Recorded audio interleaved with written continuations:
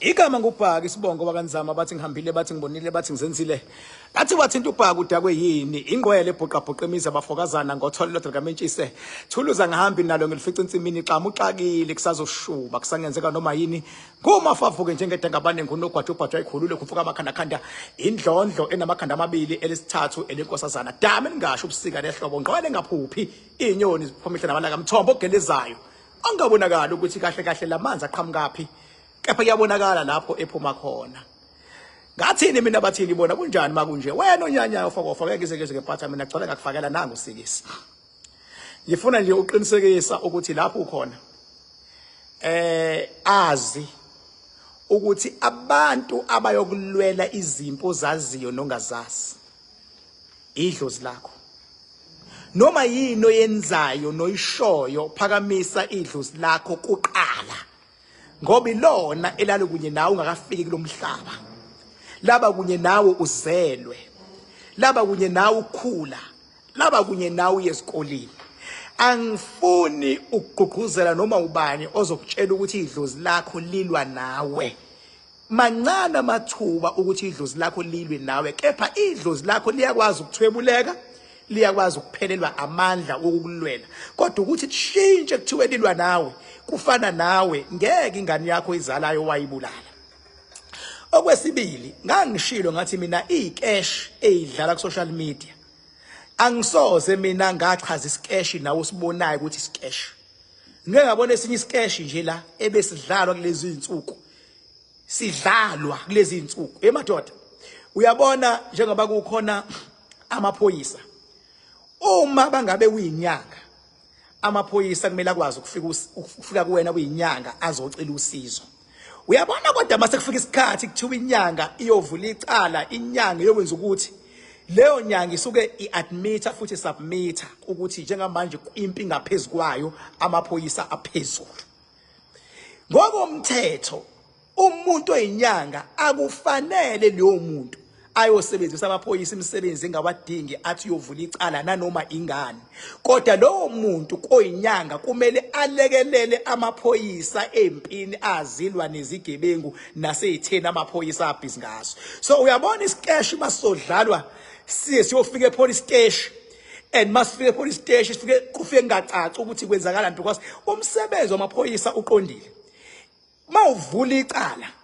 uvula icala lokuthi umuntu wenze icala elu1 and so eline charge yalo awuye police station uthi ngicela niyongibonisela yena ngicela umsebenzi wamaphoyisa baba ayabopha umsebenzi wamaphoyisa ukulwela isizwe akungadlalwa ngamaphoyisa so ngiyababonga amaphoyisa lapha eMlazi eGG ngendlela ahandlisha ngayo yonke imatter futhi awukwazi ukuye police station baba live uthi uye police station yabo kodwa phela siyakhula futhi siyafunda nangamaphutha so bengithi nje ake igqugquzele but nganginithembisile ukuthi isikesh elisibonayo isikesh mina ngisoze ngakhuluma ngaso ngoba ngidila nezinto ezi serious njengoba ngisho namanje ngithi la ukhona mfowethu ngiyacela noma kuthiwa into zakhe azihambi kahle but ungalokothi ungabazi idlozi lakho ngoba awuzazi izimpi eziliwa idlozi lakho lapho zikhona and mancane ama chances makuthiwa idlozi lakho liyalwa nawe kodwa wena obuye udidiseke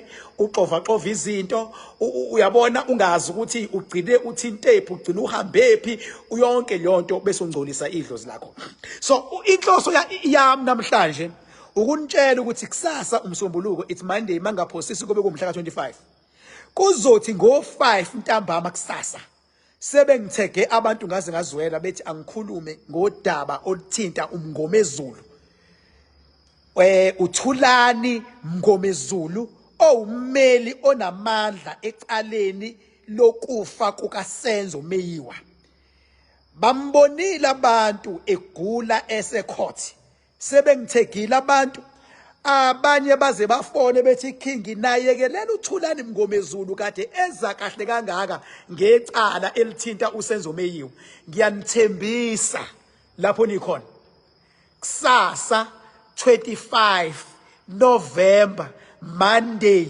ngo5 ntambama ngizovele ngingene straight ngeke ngisho ngisho ibongo kusasa ngongena straight odabeni lukaThulani Mngomezulu ukuthi uguliswa yini, ukuthi kutheni, ukuthi kona uzosinda kanjani, nokuthi kumele enze kanjani, noma uzosinda yini. Ngizongena live. Ngiyacela umndeni kaThulani Mngomezulu ungangijaji ngo live wami.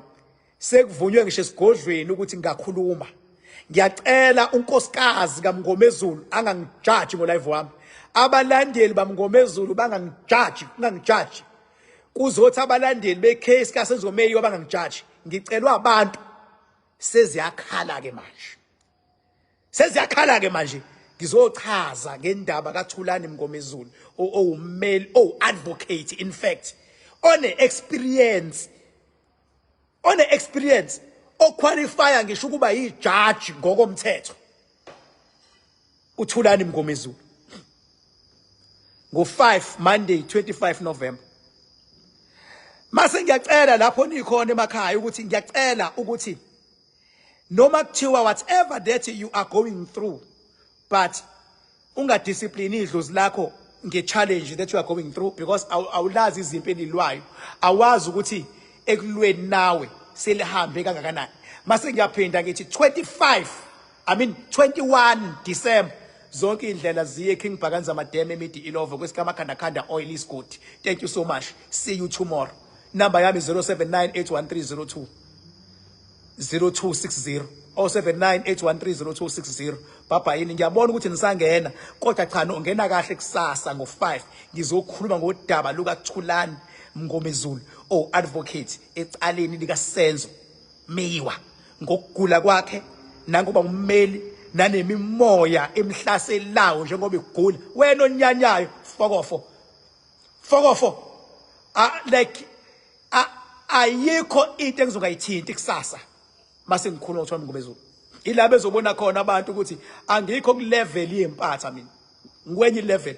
Noma yinini into ehlukumeza umuntu, mina I will always protect and defend umuntu. La ukhona mawinyanga, mawuthi uyinyanga, umsebenzi wakho ukuvikela umuntu, not uexploiter umuntu. La ukhona umbishop, umsebenzi wakho mawumbishop ukunika abantu ithemba, ubagqugquzela, ukubaconnecta noNkulunkulu, not to exploit them. Uma uexploit umuntu, uyisitha sami mina ngakumuntu. Angikhathali noma ngabe unabalandeli abayisatanist noma wini, kodwa mina ngisesayidini labantu. Uma futhi uyinyanga sewushintsha, ngikubona ukuthi uyaphenduka, sewuyaqala ukukhathalela abantu, ngiyakusupporta mina. Kodwa mawuyinyanga ethi isebenza abantu, mina mangikhuluma ngiphazamisa yona ekusebenzeni abantu, uyimpatha la kumina gcola ngakufakela. Mawuyinyanga edlala icash njengalesi bengisibona sidlalo, fuck off.